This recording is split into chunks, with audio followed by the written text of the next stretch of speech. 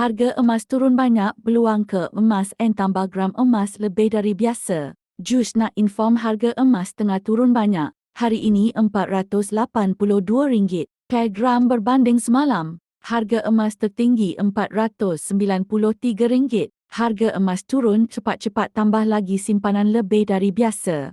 Harga emas beri diskaun sebelum naik balik. Jangan tunggu harga dan waktu terbaik selagi tak mulakan simpanan emas. Bagi dah mula menyimpan, ini masanya untuk beli lebih banyak emas. Jika sebelumnya menabung 1 gram sebulan, harga emas turun boleh tambah lebih dari biasa. Top up akaun emas GAP lebih dari biasa, peluang turun banyak ini tak akan datang selalu. Nak paksa menyimpan boleh buat kaedah belian. Ablak harga emas time murah dan buat bayaran. Amount sama sebanyak 10 kali. Saya sertakan sekali cara belian bagi yang dah ada akaun emas bersama Public Gold. Jom mulakan simpanan emas fizikal anda sekarang serendah RM100. Klik link di bio RD Aminuddin sekarang.